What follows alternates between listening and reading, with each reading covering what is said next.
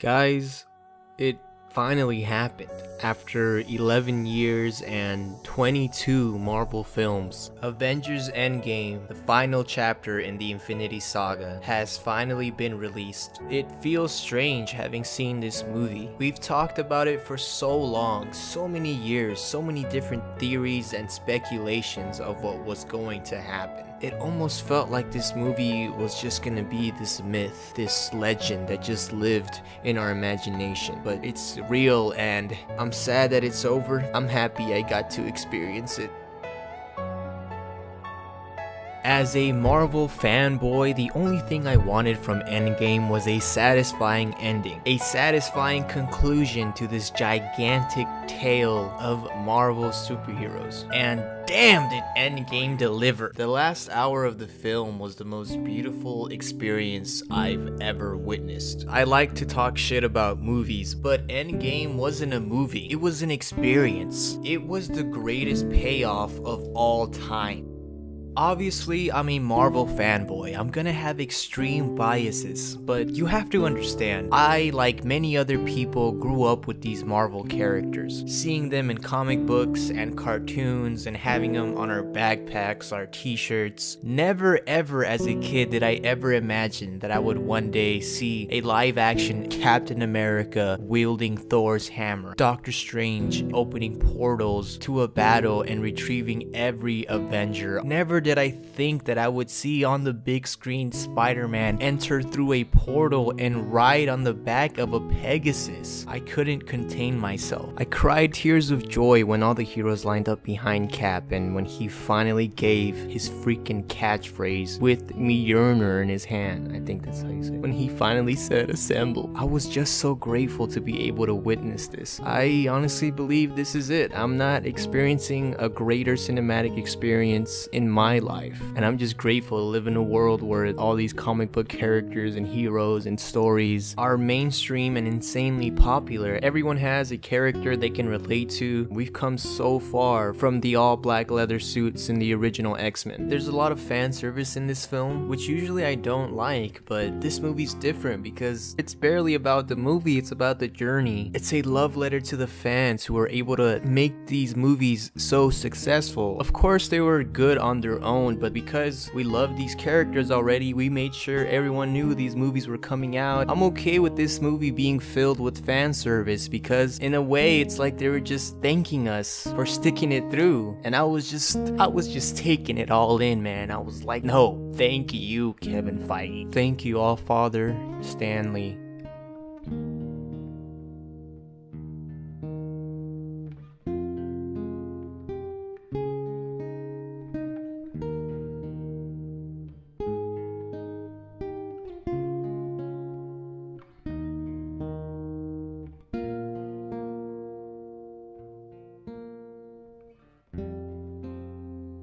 Remember when Captain America threw Mjolnir at his shield and created a sonic wave and hit Thanos with it? Oh yeah! Remember when Thor powered up Iron Man's back like he did in Avengers 1 by accident? Sacrificed herself for her new family because for the first time she lost people she cared about? Remember when Thor was depressed even though he killed Thanos because it didn't give him any sense of fulfillment? And when he went back in time, he was still able to call Mick Jagger because he was still worthy because depression didn't mean he was any less worthy of a person. What a nice message. Yeah, remember when Thanos fought off most of the Avengers without the stones and then he breaks Cap's shield like he did in the comics, but now with the fucking remember when Valkyrie showed up on a fucking Pegasus? Man, what a beautiful sight. And then she became the new king of Asgard? Remember when Iron Man looked at Doctor Strange and he lifted his finger, reminding him that there was only one way in which he could win, prompting Tony to react instinctively and grab the stones himself and snap instead of finding alternatives? Yeah, I remember that. That was sad, man. I was worried for a second that Marvel was too afraid to kill off their biggest moneymaker, Robert Downey Jr. I knew something was gonna happen, and I'm glad he didn't just retire. It's not that I wanted Iron Man to be dead, but I'm glad that he got to defeat Thanos, his biggest fear since the first Avengers. He's completed his arc as a character, coming from someone who profited off of weapons of mass destruction to being able to save literally millions of people across the entire universe. He truly did redeem himself from all the awful things he's done in his life. I love that in the midst of all these gods and magicians and aliens and superpowered beings,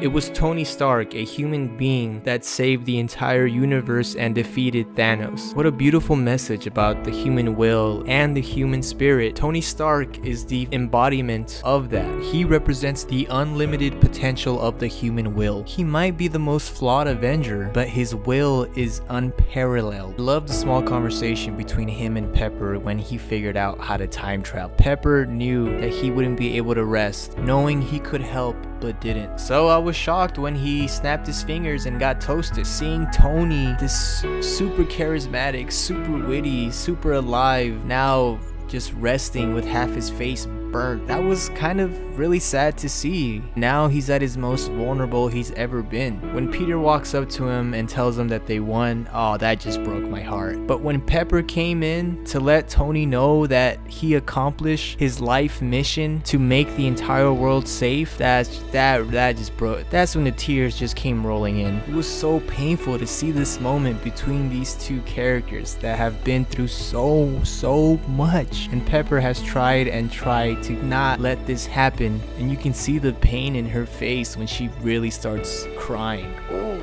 such good acting. And when his arc reactor went dim, that hurt me the most. That's when I kept crying until the funeral scene came along, and then it felt like I was at the funeral with them. This man, our savior that we've seen go through so much, all leading to him making the ultimate sacrifice. That's a fucking hero. I'm also glad Cap was able to get his last dance. It's kind of crazy that the two, Cap and Iron Man, learned so much from each other and switched lifestyles almost. At the end, Tony made the ultimate sacrifice the way Cap did in his first movie, and Cap, while returning the stones, decided to act selfishly, stay in the past, and get a life with his one true love. Beautiful ending. I know the MCU will keep making a ton of movies from here till forever. I'd be totally okay if they took a break. I almost wish they did. I feel complete now. I've literally been waiting for this my entire life, and it blew all my expectations away. I feel like a chapter is actually over. Thank you.